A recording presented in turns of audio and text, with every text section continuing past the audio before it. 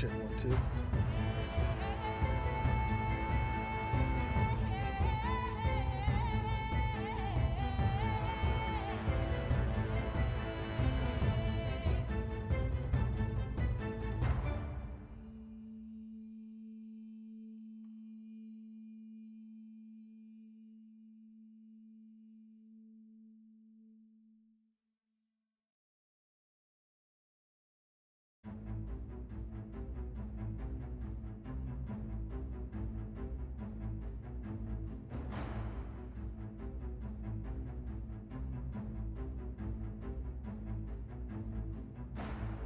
What's up? I want to thank you for taking the time out of your busy day to watch me stream. All I ask is that you hit the like and subscribe button. It's free. It's not going to cost you anything except a couple of clicks. And if at the end of your viewing you don't like what you see, feel free to take it away. No hard feelings. But if you do like what you see, please share with your friends and hit the notification that'll let you know when I come on and I'm doing a live stream. Now, kick back, relax, and enjoy the show.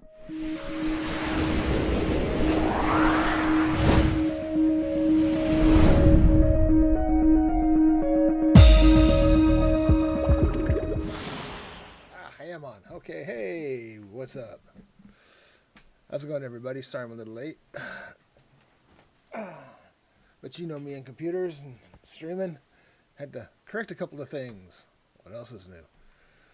Anyway, I was flipping through or streaming through, whatever you want to call it, through YouTube, and I saw a couple of these being a couple of YouTubers playing this game, and I thought, ooh, this looks cool.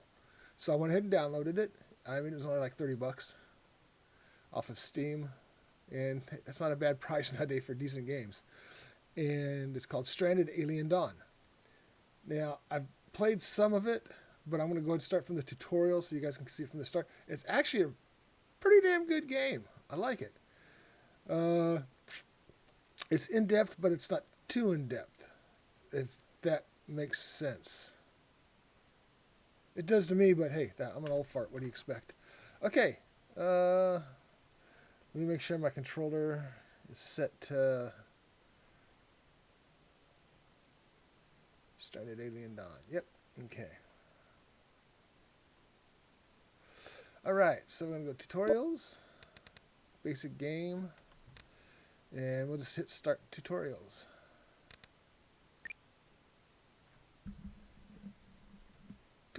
Tutorials.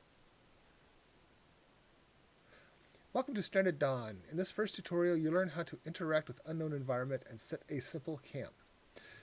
You will take your first steps into research and crafting as well. Ready to take control over the fate of your survivors and guide them to salvation? Let's get started by mastering the camera controls. Of course, camera controls. Okay, we want to go forward and back and left and right. We want to rotate the camera and zoom in and out. Ooh, we did it all.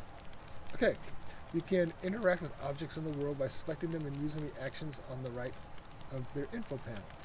You can also use over the object, or right mouse button over the object. This will open a menu which will, with all currently available actions for it.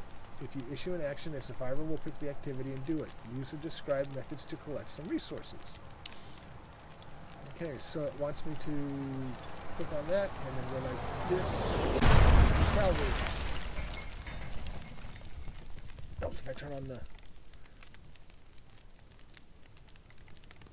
There we go. Helps if I turn on my sound so I can hear.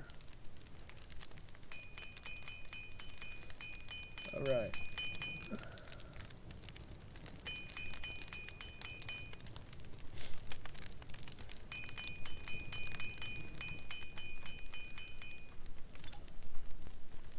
Cut. And cut. There we go. Pause the game. Increase speed.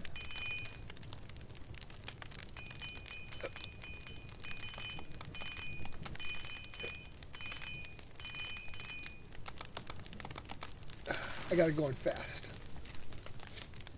Okay, activate resource bar. Whew. Yeah. Building a basic camp where your survivors can sleep and work in relative protection from the elements is essential for the survival and well-being. I'll use the already collected resources to construct a shelter, some simple sleeping spots, and a campfire, which will provide light during the dark hours and heat to warm up survivors if it gets cold. Take note, the construction info panel on the left of the screen. It contains useful control hints. Okay, so I want to make a camp.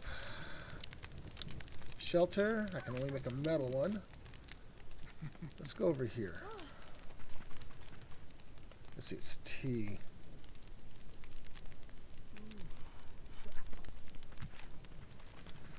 Okay.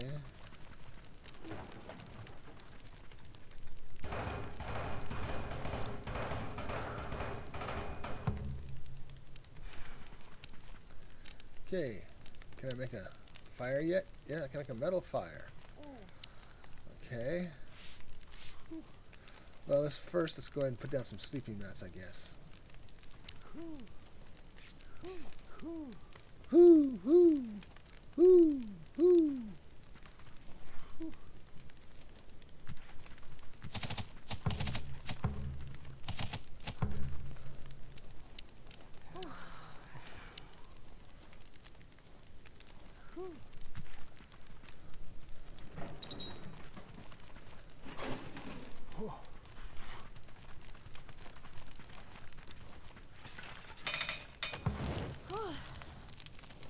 Alright!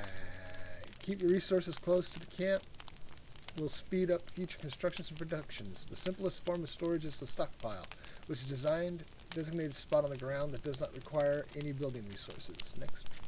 Stockpiles are the only ones that can store large construction materials such as wood or stone, but for now you will use them for all your possessions, big or small. To protect the resources from the environment, place the stockpile under a roof. In this case, a shelter. Okay, so we build another shelter.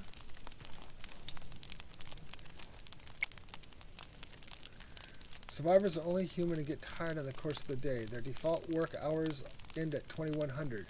Well, for those of you non-military, that is 9 o'clock.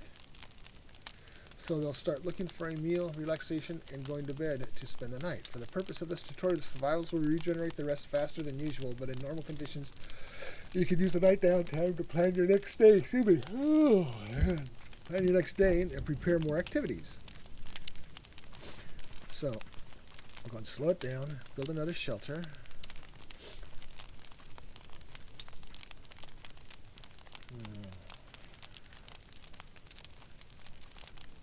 We're going to put it next to it.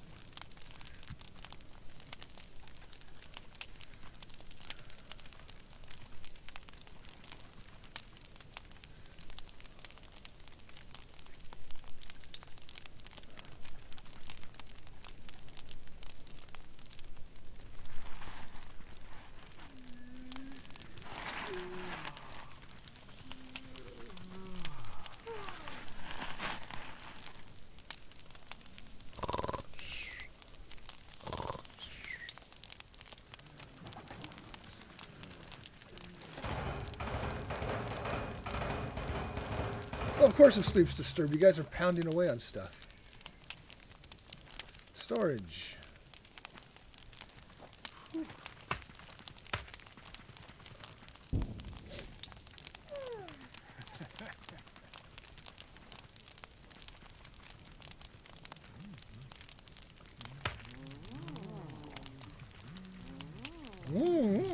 Tasty.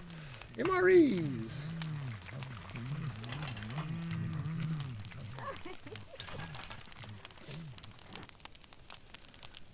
A bit familiar looking. Pretty much everything on this planet is new to your survivors. In order to use the local... Damn, why am I yawning? I got good sleep last night. In order to use local plants or to start some farming yourself, you will first have to observe them to find out exactly what they are. Okay, next. Another way of unlocking new things is through good old-fashioned research carried out on a research desk. Start preparing for the unknown threats of this planet by gaining more knowledge about it. Okay. I'm going to go ahead And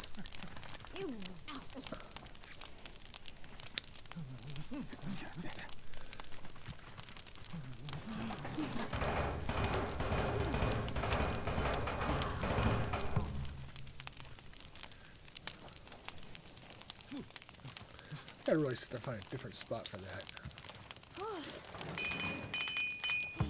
Okay, select orange mushrooms. Orange mushrooms. Orange mushrooms? Nope. Nope. Orange mushrooms. Ah, here we go.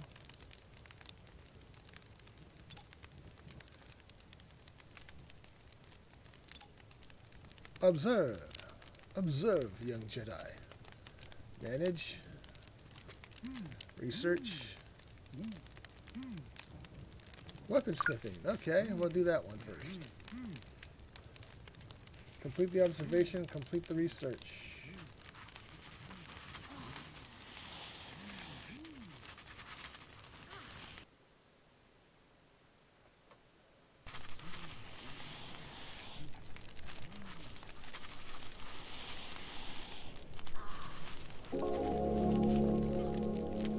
Researched weaponry. Okay, what else can I research? It won't let me research anything else. Boo-hoo.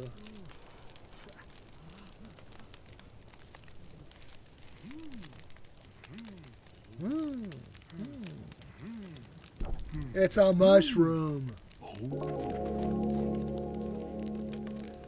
Okay, it's time to get some crafting going and create new items. Build a workbench to get familiar with adding and managing production tasks. You can set multiple tasks on the same device and order them by priority. You can also set production limits and tweak the allowed ingredients when applicable. In this tutorial, for example, you'll use cloth to craft a short bow instead of wasting precious synthetic textiles for the job. Okay. Harvest 20 glitter. Okay, so harvest.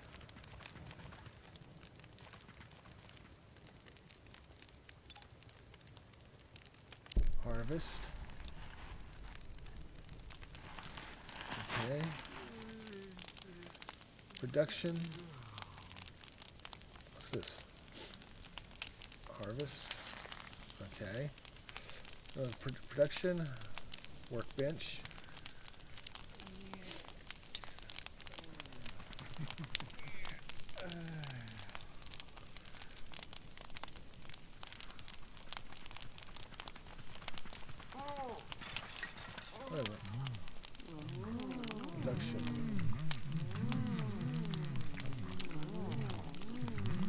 So I need some trees.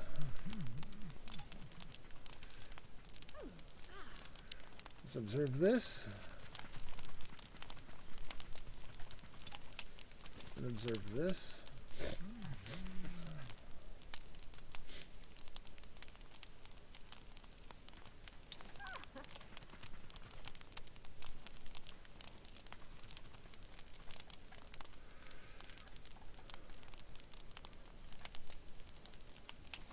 Oh, can you observe rocks? Nope, it's not going to let me do stuff like that.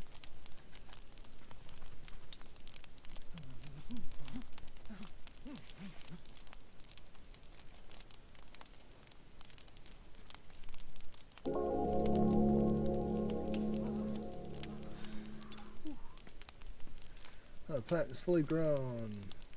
20 sticks. Put one cut. Cut.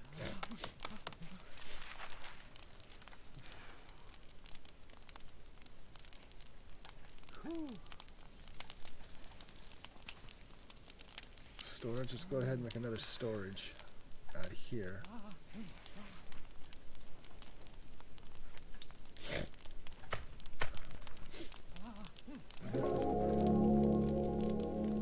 Small broadleaf. That gives us logs. Cut.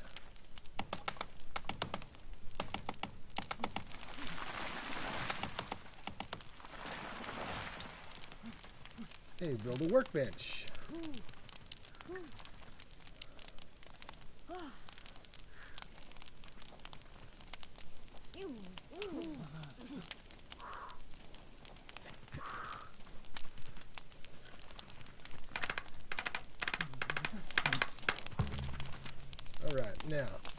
Workbench. 1, 2 craft. Healing balm. So there are 10 healing bombs in stock.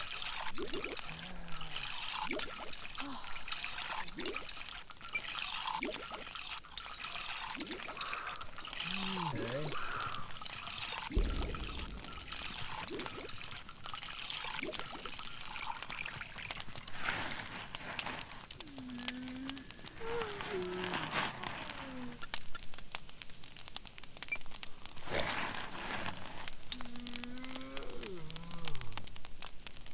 Okay, how do you forbid?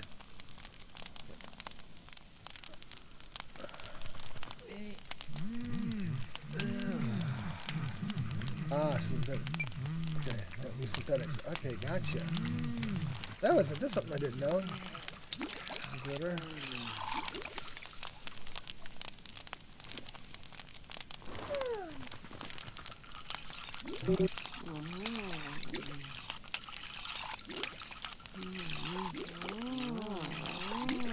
First aid. Got 1.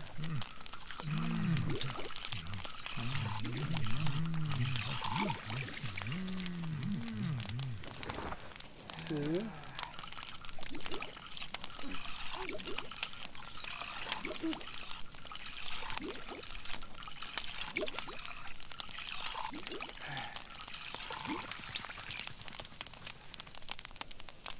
Well done. Okay.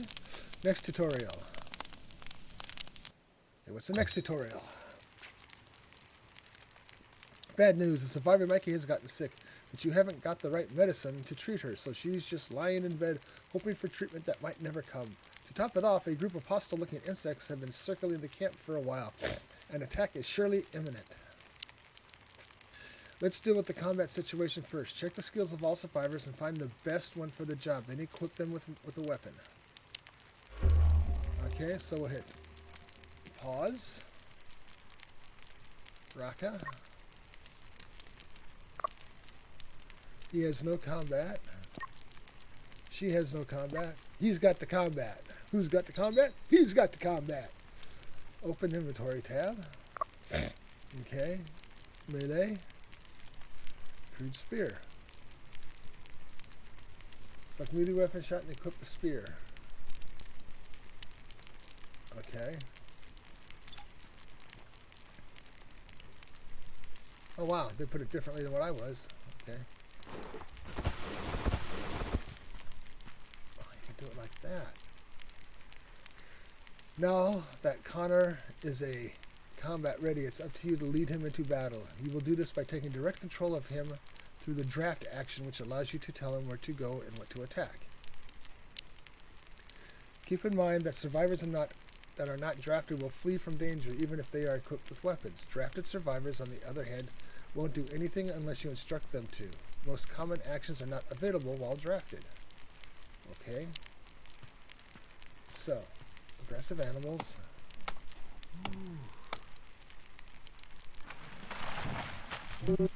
Unavailable at this time. Okay. Connor. Aggressive animals, okay. 10. Okay. Select Connor. Hit draft. Order Connor to move. Order him to attack. Attack! Charge! Stab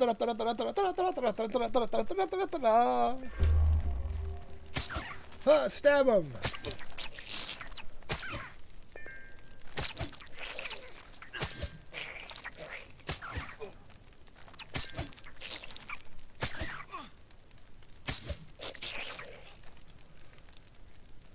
Okay, kill overrun insects. 5. There's 10 of them. On their hit, there's more.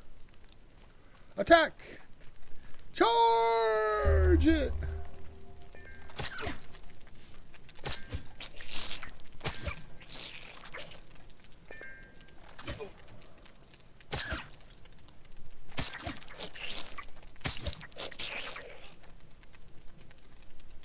One more left. Uno mas. Hey, Moss, you're Uno.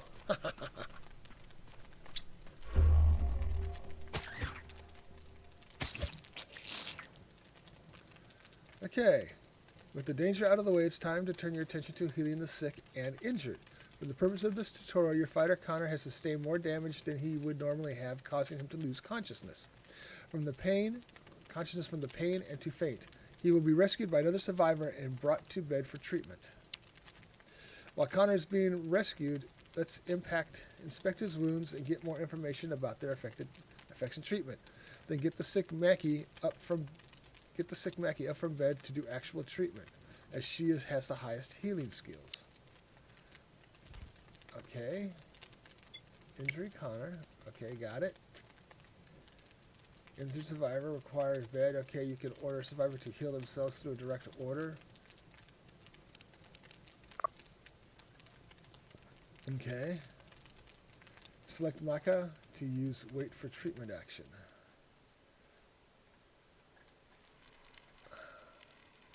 Micah, wait for treatment action.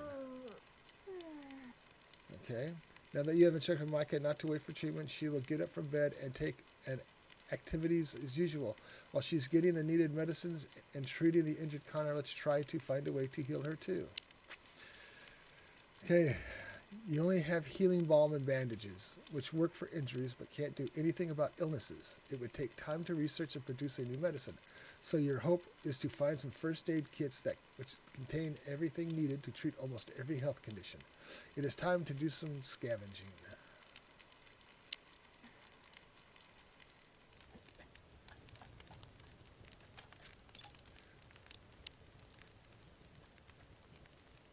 Rescuing Connor. Is his first name John? John Connor? Yeah. Okay.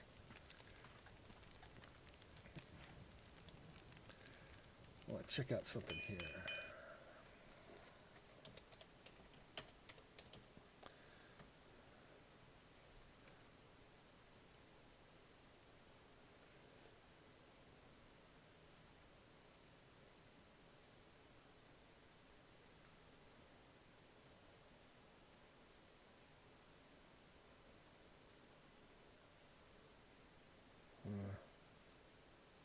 I don't see it coming up.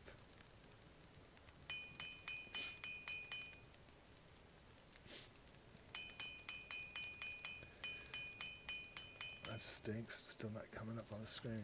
For some reason my chat's not coming up.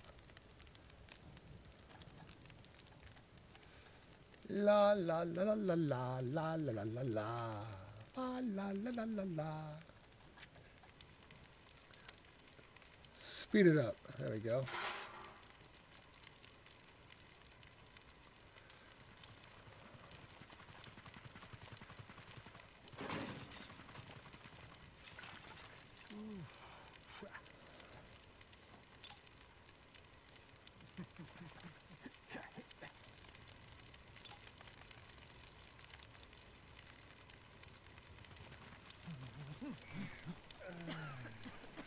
Select Micah and use wait for treatment. Micah, wait for treatment. Okay. Wait until Micah is completely healed. If Connor is still recovering, you can select him. Okay. Now that everyone is healed, let's take a look at an interesting find from the scavenging. A couple of laser pistols. Ooh. Got some zip-zips. Phasers. The spear you fought with previously is a melee weapon, and the fighter is bound to get some injuries as a result of the close combat. A ranged weapon, on the other hand, allows you to keep your survivors at a distance and avoid injuries more easily. Survivors can equip both melee and ranged weapons, which will switch between the two depending on the distance of their target. Equip the newly found laser pistol and give them a spin against more of the overgrown insects. Okay. So, select Connor. Connor.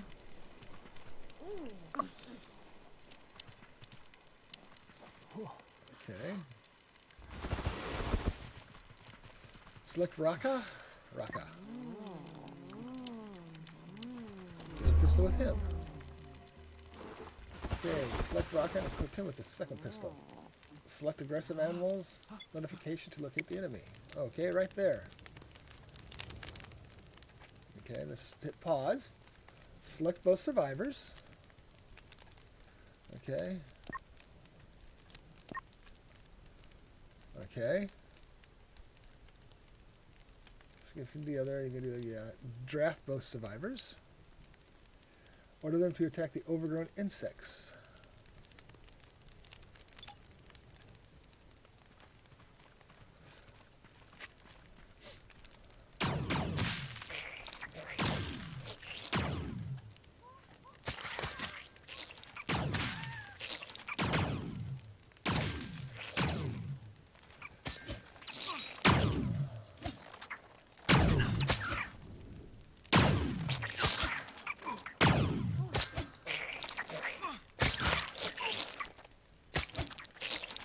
Okay, that's done. You now know how to lead your survivors in battle and take care of their wounds. If you'd like to learn how to monitor and take care of the happiness and relaxation of your survivors, as well as how to custom manage their activities and schedule, proceed to the survival management tutorial. Let's go. Tutorials are meant to learn. Another day in paradise. Or, well, not really. You have provided the bare minimum for physical survival, but mental health is equally important. Survivor happiness change is based on experience, pleasures, and troubles.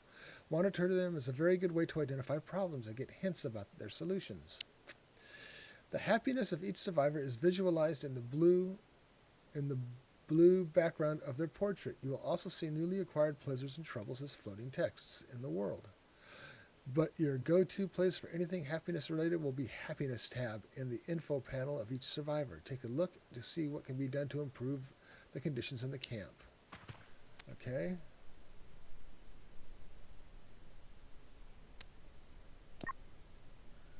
Okay.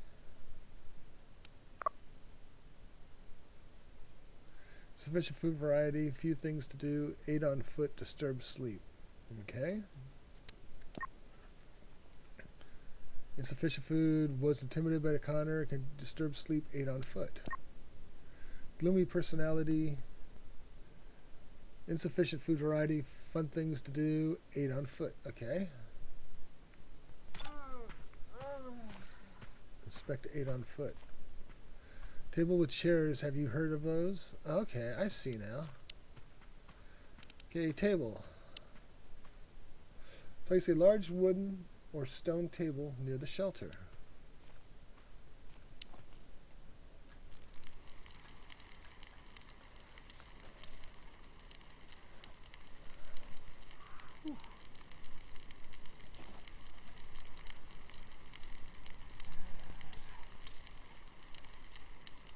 Let's go right there. Okay.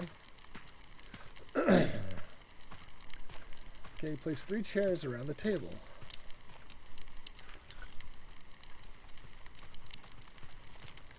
One,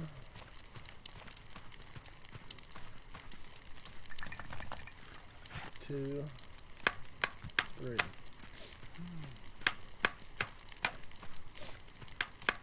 Okay.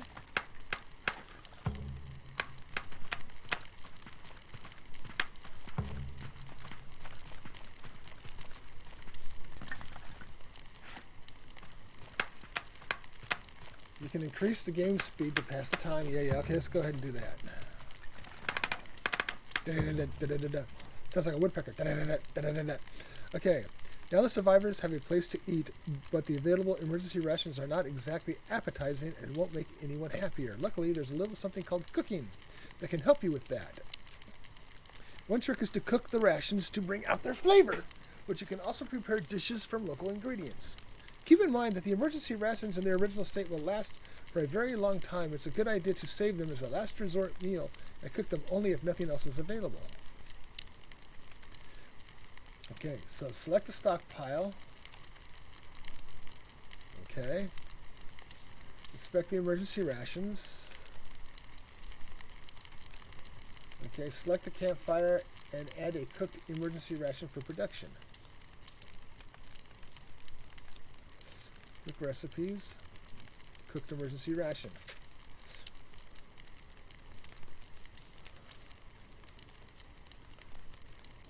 Okay.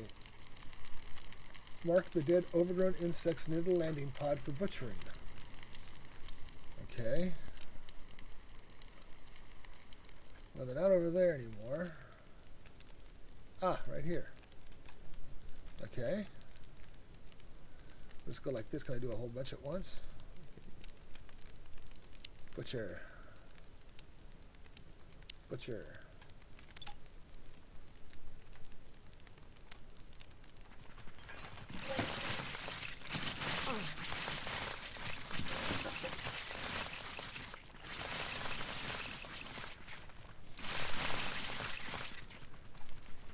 Select the campfire and add meat soup. Production until 2. Until 2. Here are the recipes.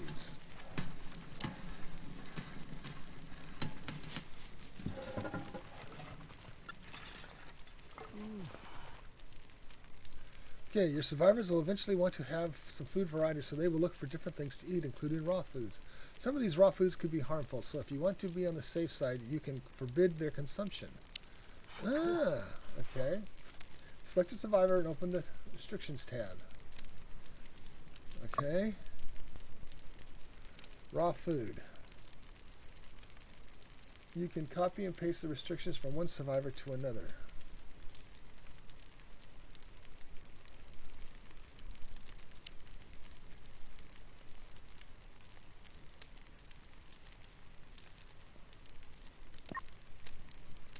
No.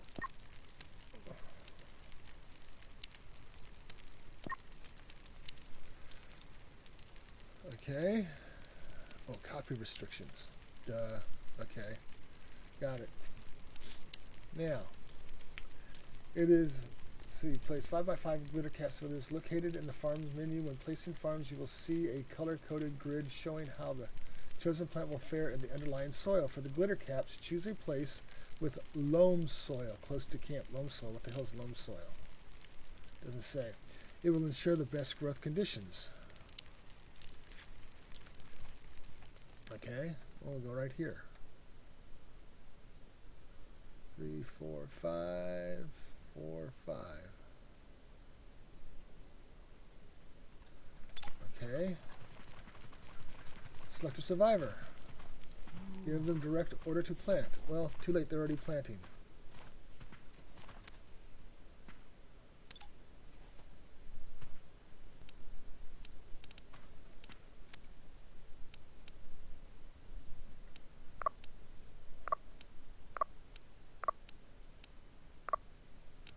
Okay, how do you give, let's see. Select a survivor on the field and use to open the directions. Okay. Plant.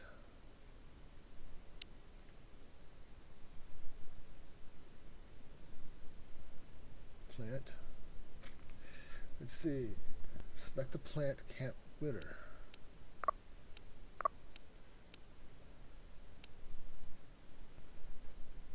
What the hell's going on? Well, she is. See, place the cursor over the field and use to open direct orders.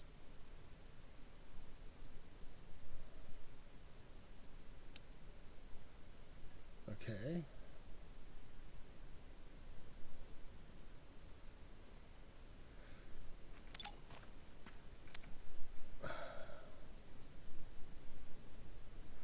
It doesn't want to do it for me.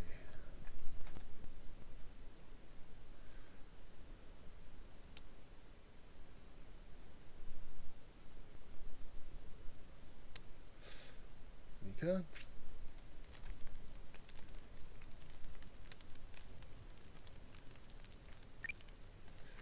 Okay. Direct orders are a useful way of getting something done faster, but survivors can do this even without your direct control. Enter the activities menu. There you can forbid and allow certain activities for each survivor and optimize their workflow. You can also turn off simple priorities and assign a priority number from 1 highest to 5 lowest for each activity. Activities are then chosen and performed by the survivors from left to right.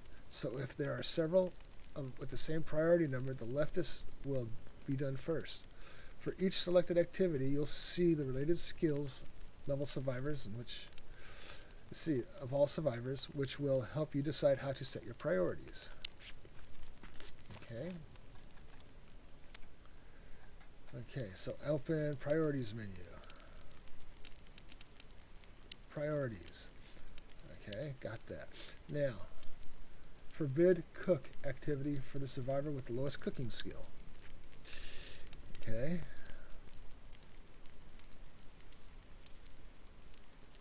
Raka-Khan.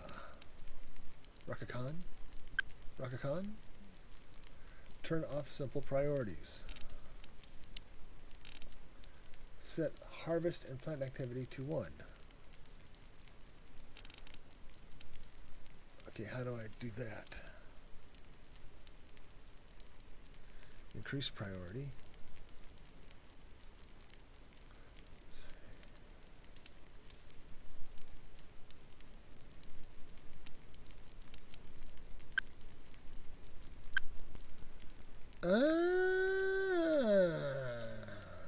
For the survivor with the highest farming skill. Okay. Set harvest and plant activities to 1. Harvest and plant. 1. Gotcha. Okay. Huh. That's good to know. I didn't know that. Like I said, I played this a little bit to get a general idea, but I didn't do the tutorial because I wanted to save it for you guys. Do it with you guys. My friends. My followers. My splatsters. Closely related to happiness is the relaxation that the survivors experience or don't. You can monitor that in the main tab of their info panel. Excuse me. Damn. Info panels and get hints about it from the troubles and pleasures of their happiness tab. Survivors will relax in their free time by walking, taking a walk, or simply sitting for a while. Eventually, however, these simple relaxations won't be satisfying enough, and you'll have to provide more variety.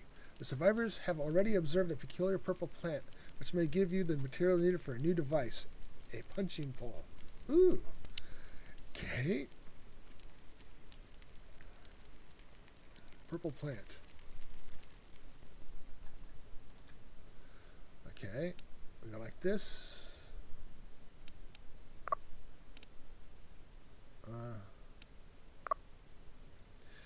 Okay, harvest.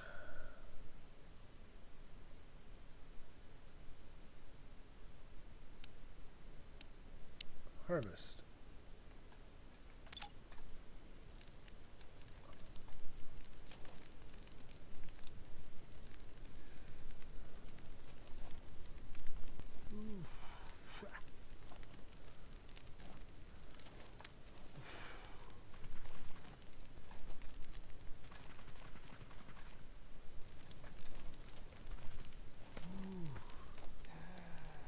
Pause for a minute.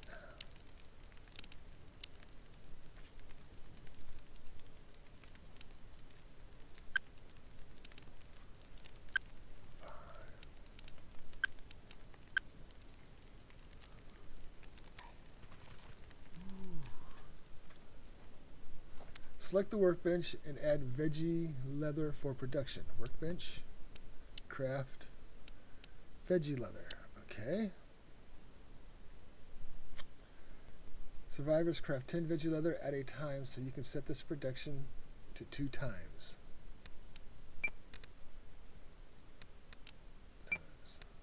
2, okay.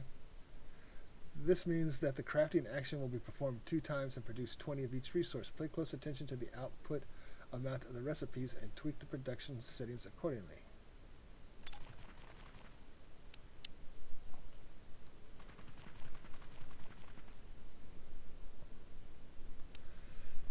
Manage.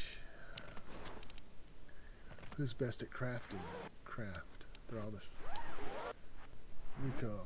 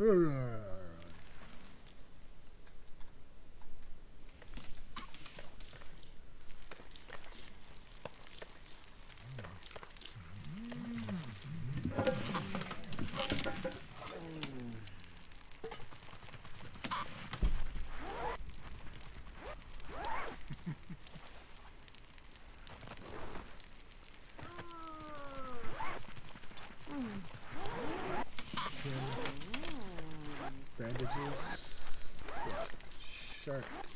Skin bark, refrigerated.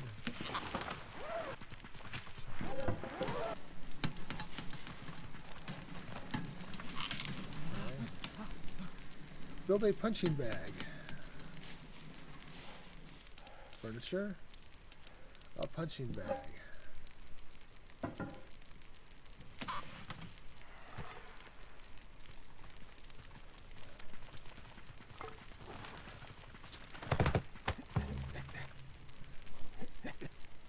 All right. Having the means to relax doesn't always mean that survivors will have time to, depending on the activities and orders that you've set for them. They may only have the time to grab a bite and go to sleep. Me.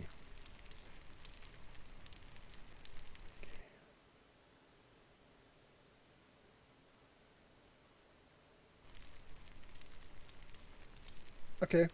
They may only have the time to grab a bite and go to sleep. This is where the schedule menu comes into play. There you can customize the daily timetable of every survivor and allocate dedicated relaxation hours if you see the need to do so. Don't be afraid to experiment with different combinations to find out the ones that work the best for your current situation. Okay, so we go like this. Hit pause. Okay. Open the schedule. Select relax option and mark 2 hours of your choice for each survivor. Relax.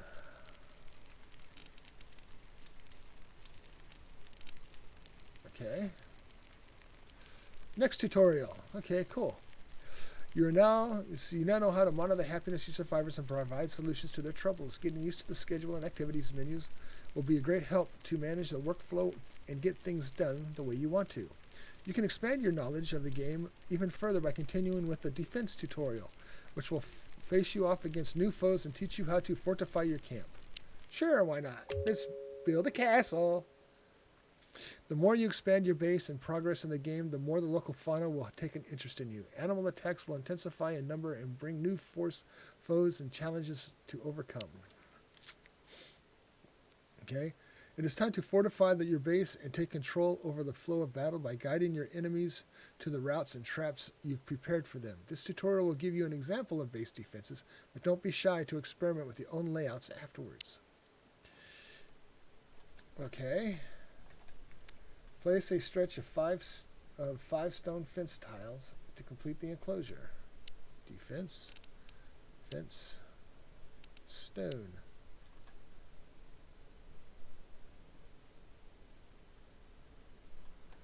Okay. Okay,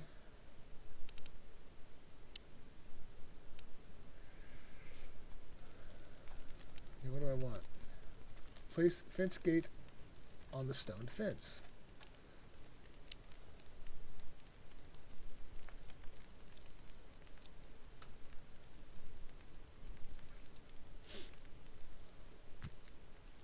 Okay.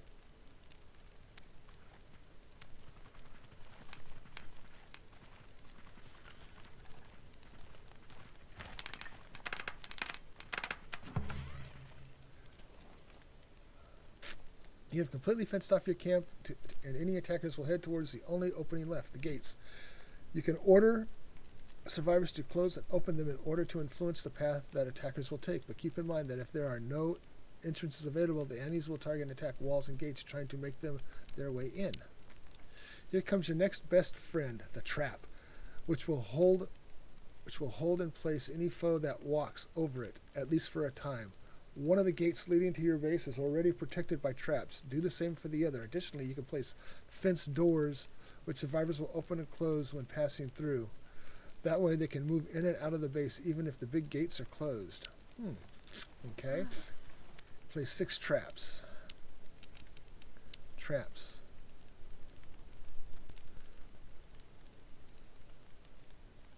One.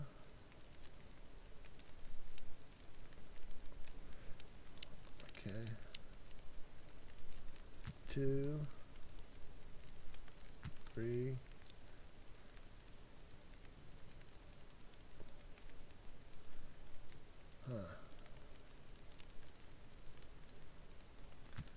4.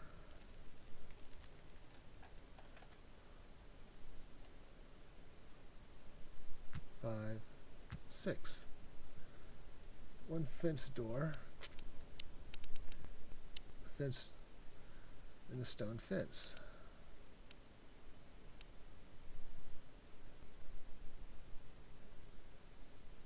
Stone fence. Too far.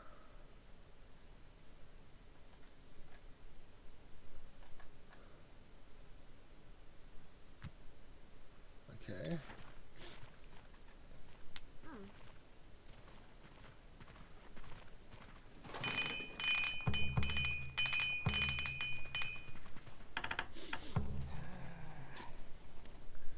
Okay, you have probably noticed that part of the fence is taller. This is a fortification, which is a lot stronger than a simple low fence, but survivors won't be able to shoot over it. To rectify that, you can place towers in which survivors can climb and shoot from the taller walls. Oh, cool. Okay, so select wooden fortification. Okay, do the same for the stone fence. Build a wooden tower along the wooden fortification.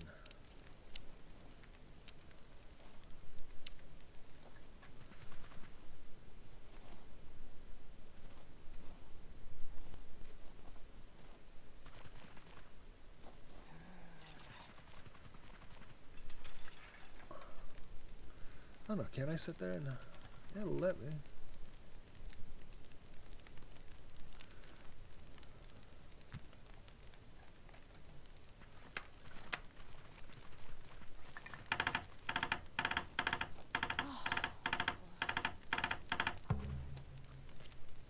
Okay.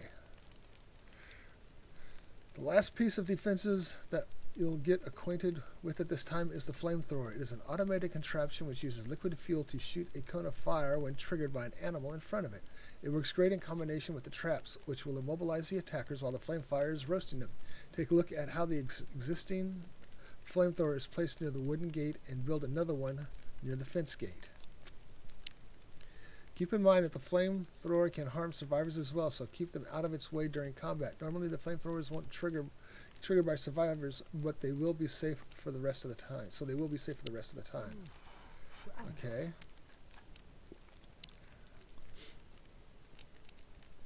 Okay. Build a flamethrower near the fence gate.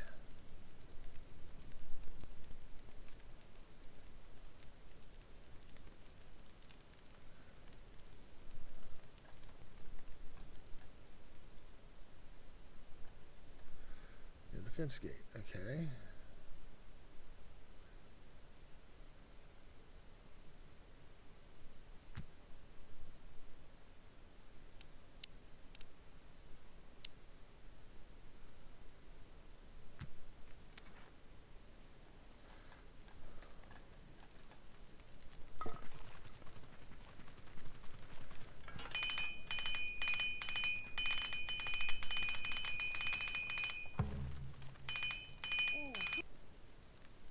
It's time to test your defenses. Follow the next step to fight off the incoming Scarabi attack. Move and reposition your survivors as needed in the course of the battle and try to keep them safe from harm. Okay.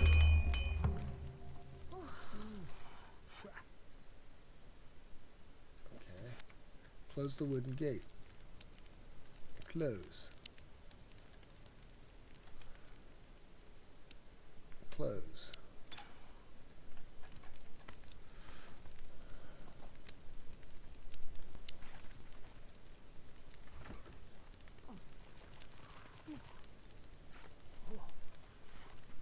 Oops.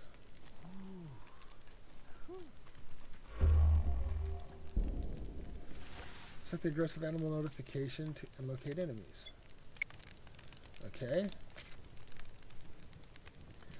Draft all survivors with an order someone to climb the wooden tower and position the rest along the stone fence. Wait until the attacker commences. Okay. Counter. Draft. Climb. Draft.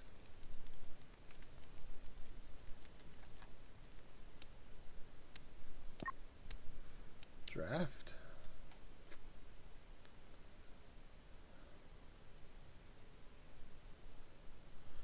here.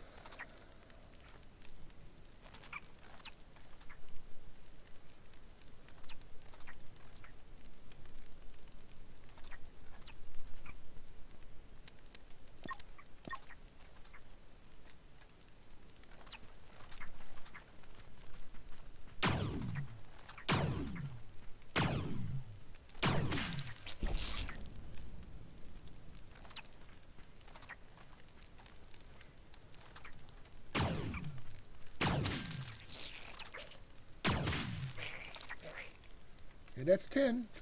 Good job. You are ready for tougher challenges. The Shriekers. These insects have a ranged attack, so you won't be able to deploy the same strategy with the at least not unless you're willing to risk some serious injuries.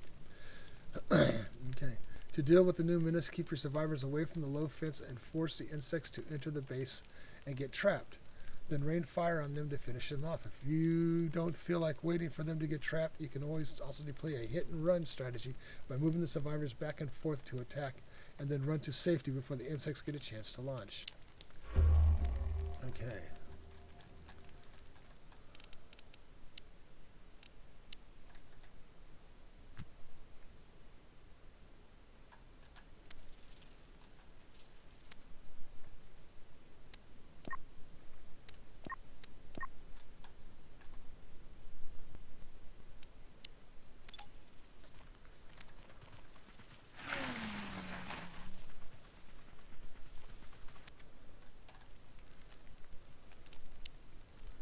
Where are they at? Let's see where they're coming from.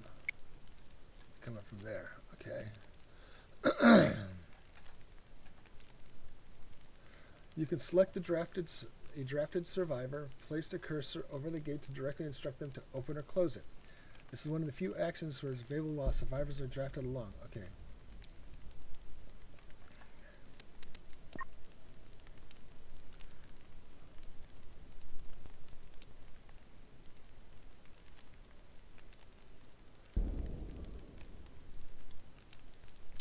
Open.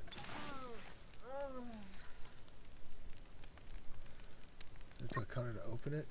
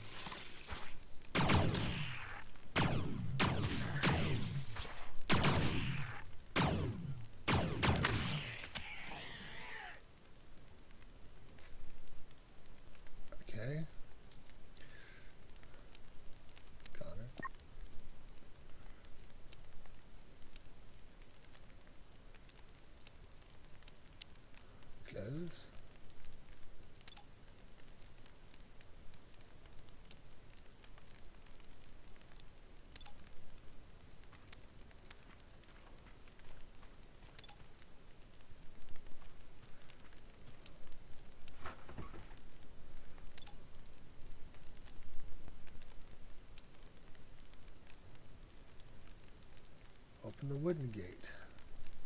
Oh, the wooden gate, duh.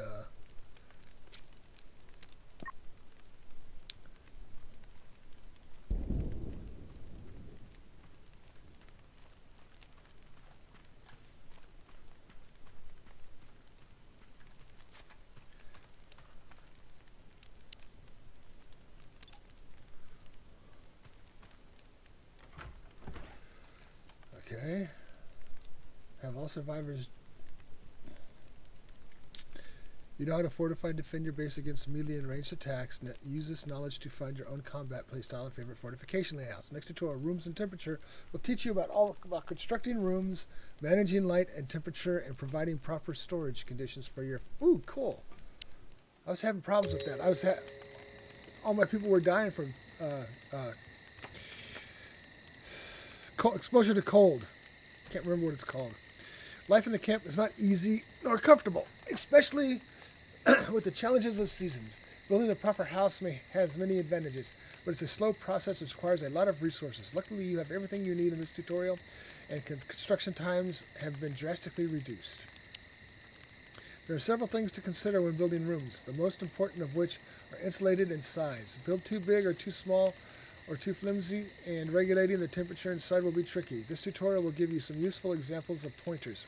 You'll start by building a room and moving some furniture inside it. You can also deconstruct things you don't need anymore. Okay.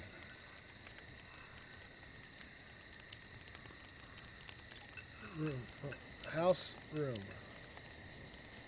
Okay. Place a 5x5 log room over the log floor. See. Wood.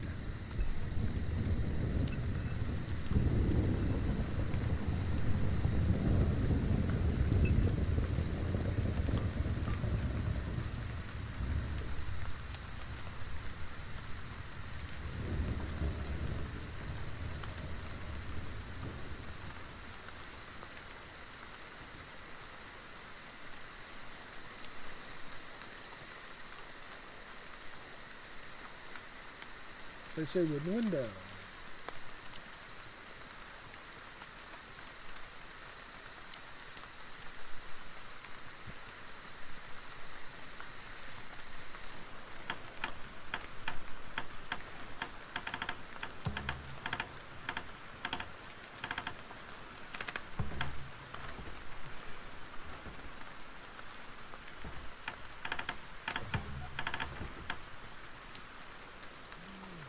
Okay, we got that. Select metal bed and move it inside the room. Move inside the room.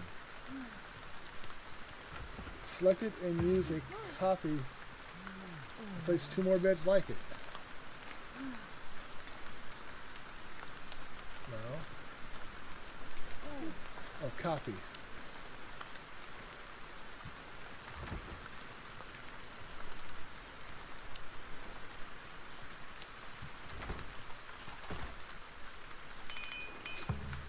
Deconstruct the sleeping spots.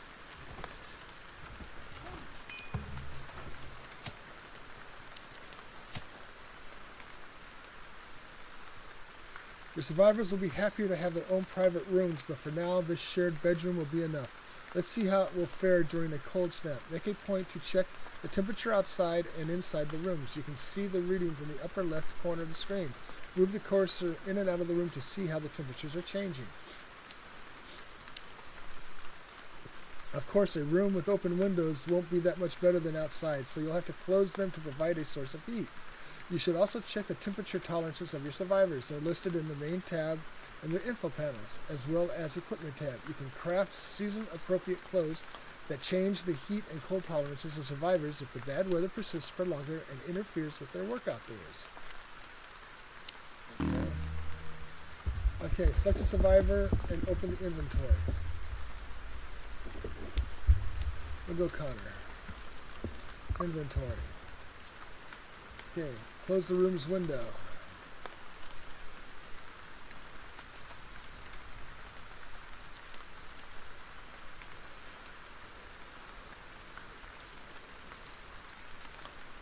Close. Build a heating stove inside the room.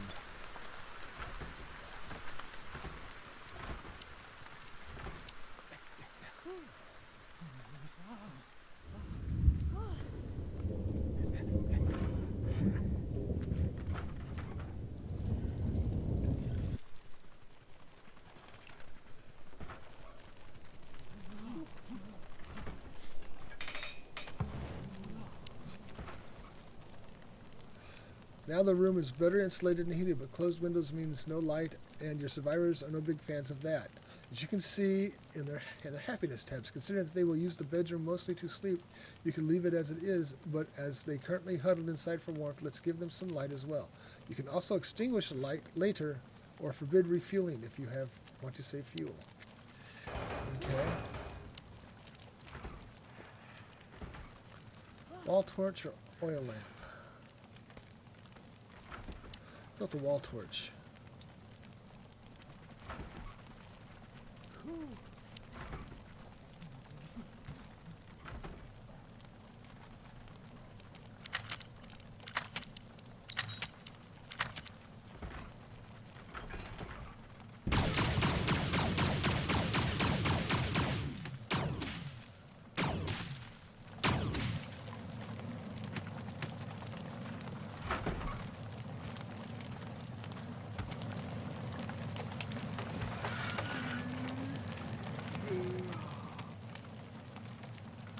Okay, cold is not all bad. It actually helps to keep your most vulnerable resources raw and cooked foods from spoiling by extending the shelf life.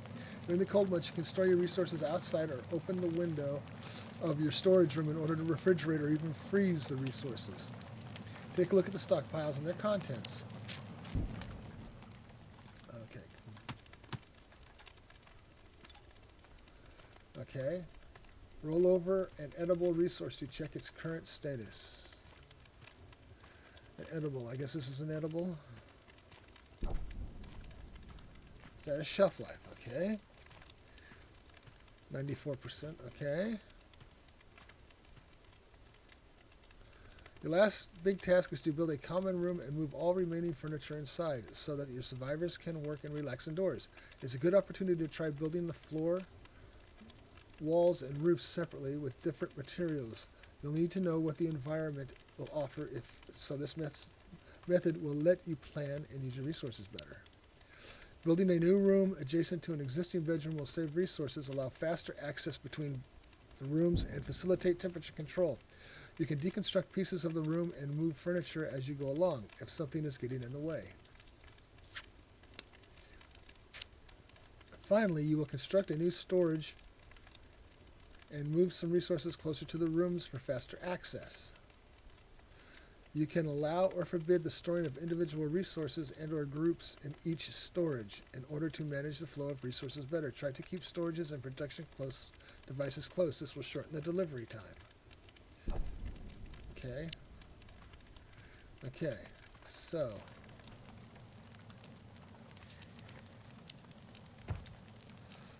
Wall. Stone.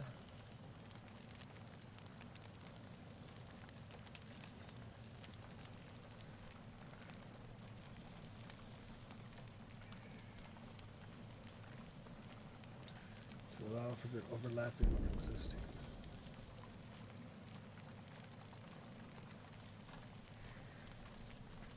The soil floor.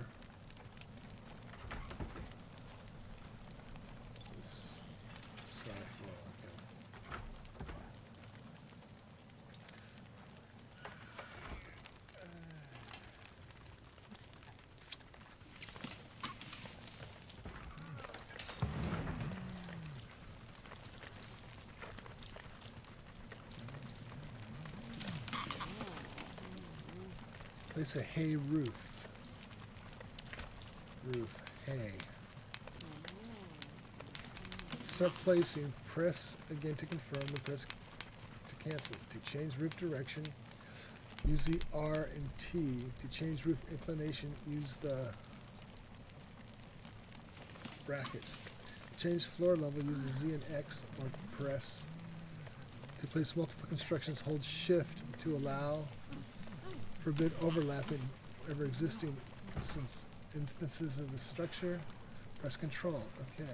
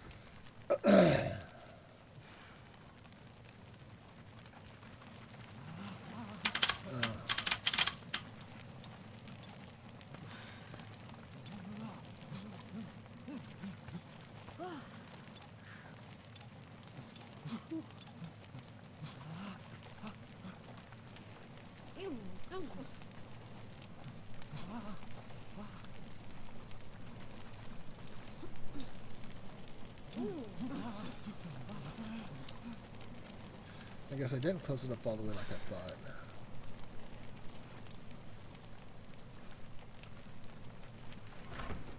Place a doorway connecting the bedrooms.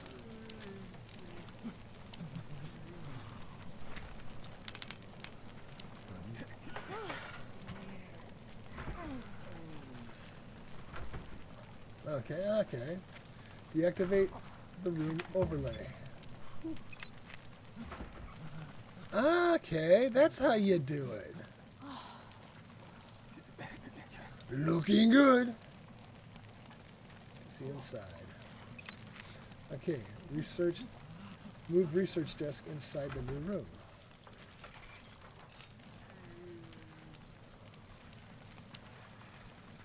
We'll stick it right there. Move workbench.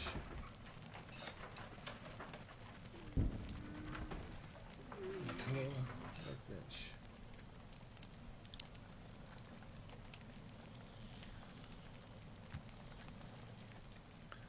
Okay. Move tailor bench.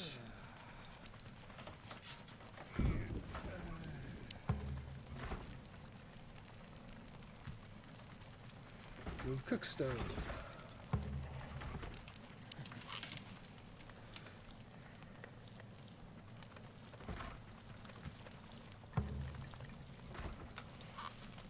Move large table and chairs.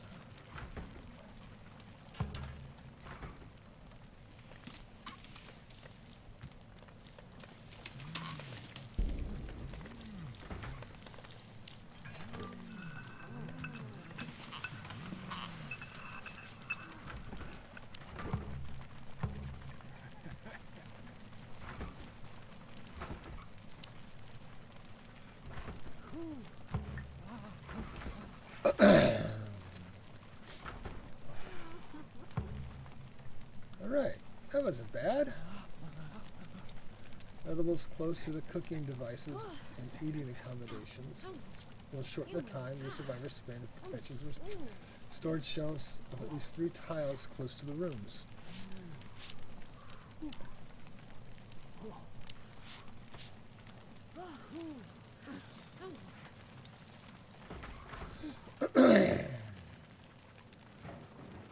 What's this? Grain grass field. Glitter caps. Select the shelves and open restriction tab. Restrictions tab. Okay. Deselect all groups except raw food and cooked meals.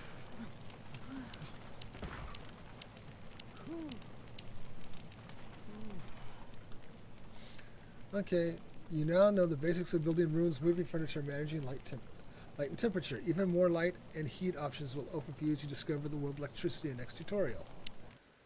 Okay, cool. I'm kind of liking this. I usually don't like doing tutorials, you know, because I've done it before. Let's give it a shot.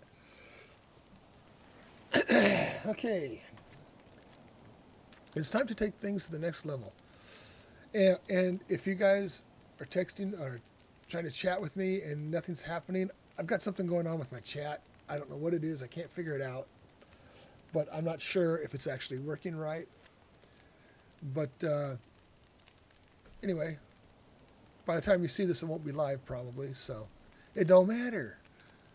It's time to take things to the next level and learn how to set up electrical grids. Electricity will improve the life of your survivors in many ways. It can provide better sources of light and heat, as well as precise temperature control. It will also power up new devices and defenses. Let's try building a freezer to keep your resources fresh regardless of the season and outside temperature. You will power it with electricity from a solar panel and connect the two of them with the help of a power pole. Okay. Well, that's interesting.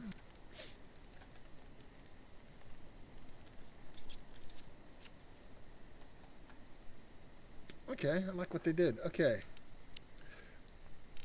Freezer. Place a freezer in the bigger room.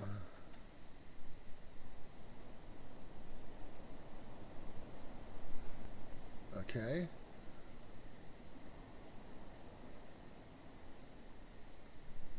Place a freezer in the bigger room. Place a solar panel in the proximity of the room.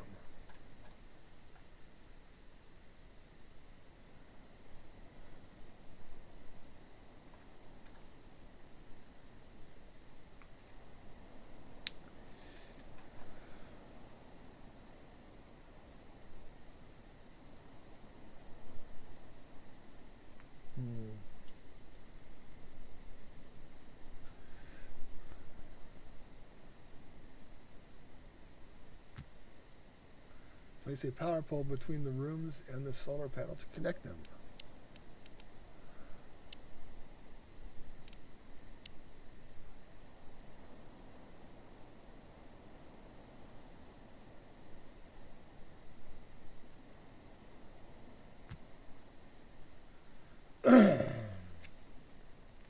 Complete all constructions. Make sure that everything is connected properly and the freezer is working.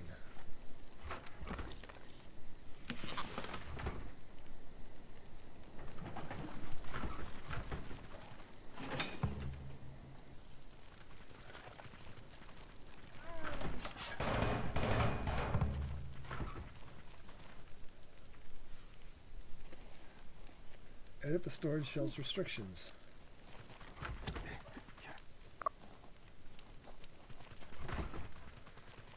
Raw food enough for 58 meals. Cooked. Forbid raw food and cooked meals so they get moved to the freezer. Let's see, wait a minute. Edit storage shelves. Okay, storage shelves. There we go.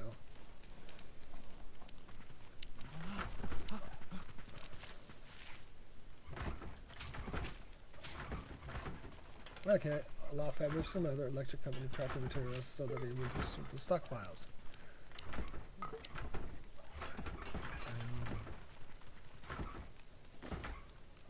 Fabrics, leather, electronic components. Electronic components. Weapons? Yeah, weapons.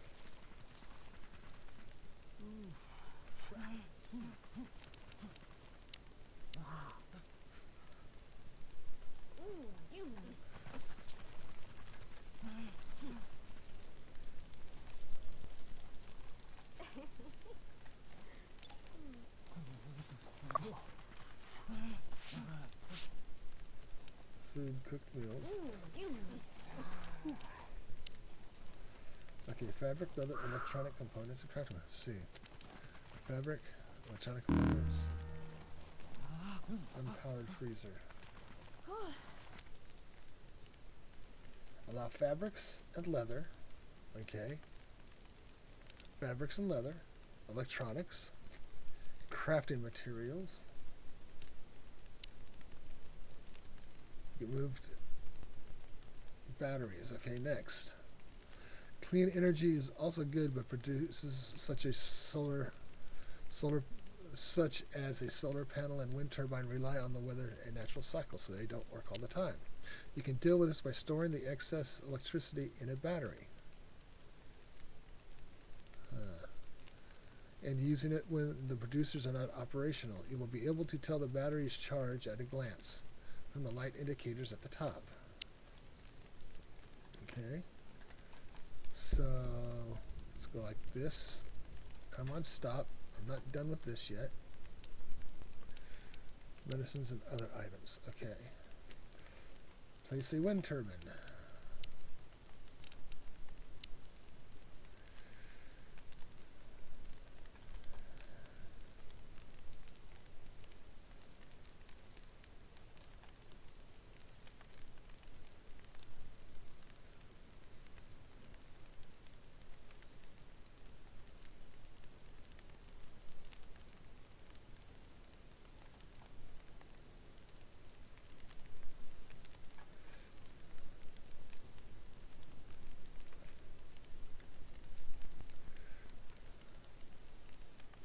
Doesn't tell you if it'll, how much it'll get. And place a battery.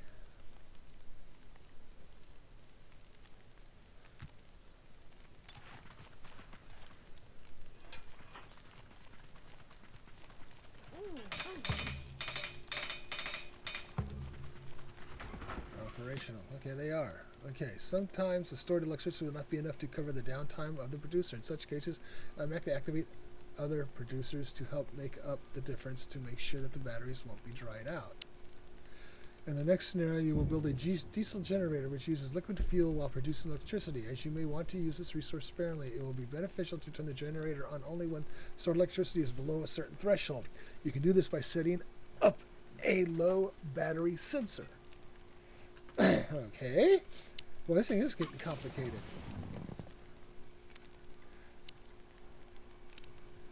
Okay, generator.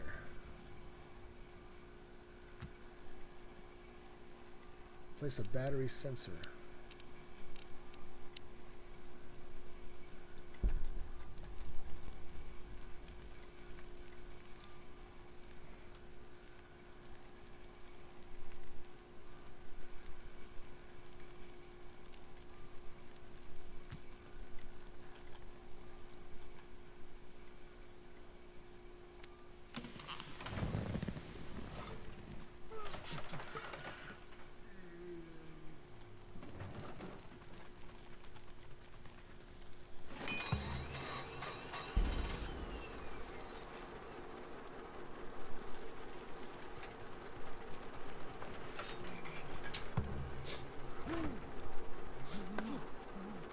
Select the diesel generator, set the control circuit to 2. Control circuit to 2. Select the battery sensor and set its active circuit to 2.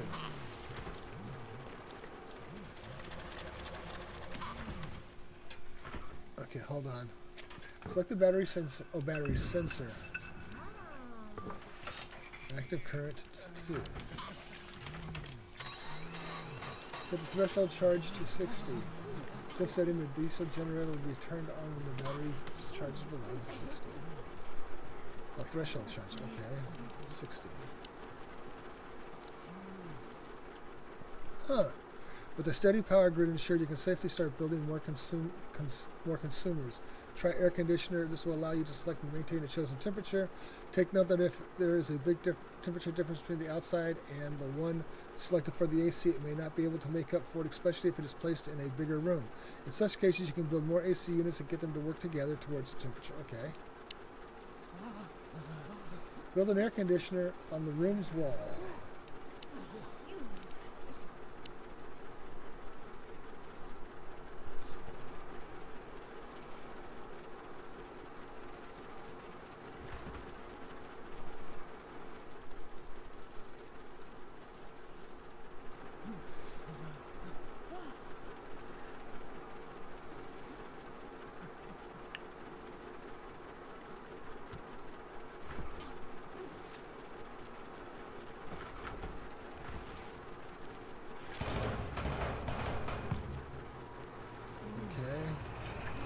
Temperature 18 degrees Celsius.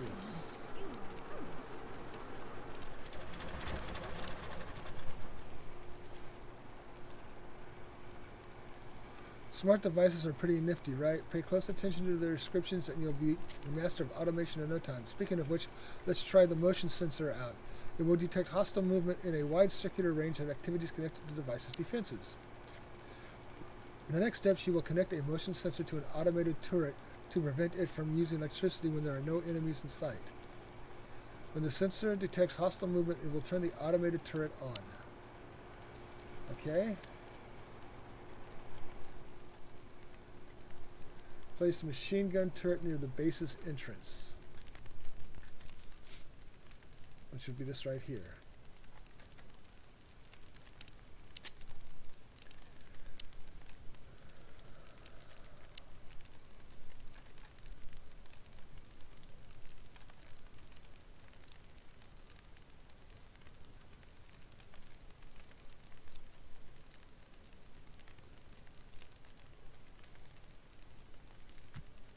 Oops. Cancel, I hit the wrong way. No. Yes.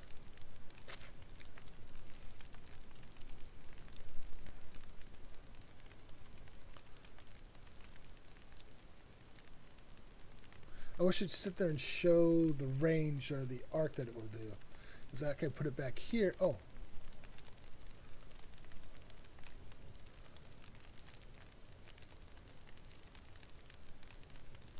Maybe that's what that is. Okay, now place a motion sensor.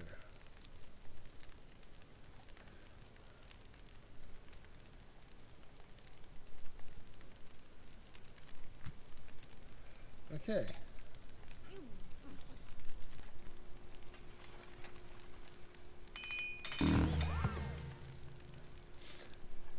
Unpowered device. Power pole.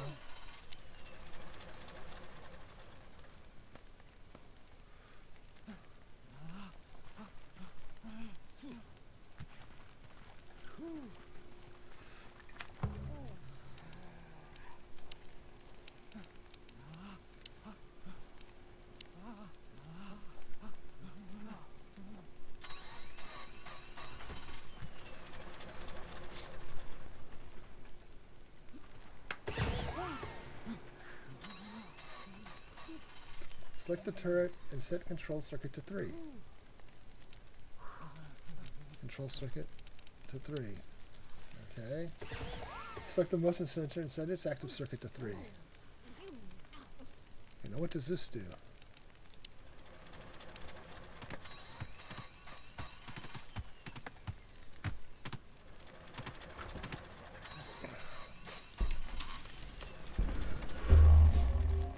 Animal attack 10. Observe how the turret will turn on when the motion sensor detects hostile animals. Kill the incoming.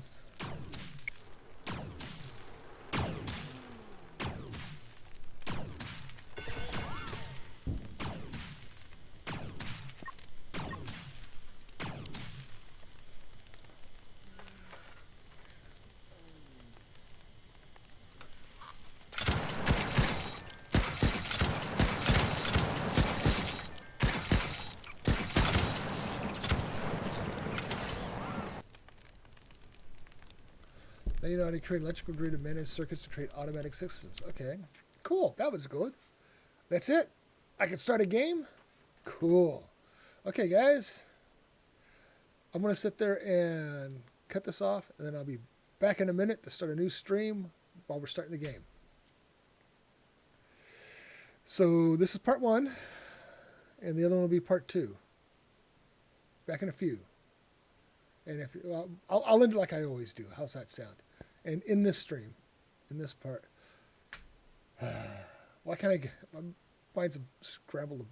Anyway, go out and enjoy your life, because you only get one, and you don't get out of that one alive.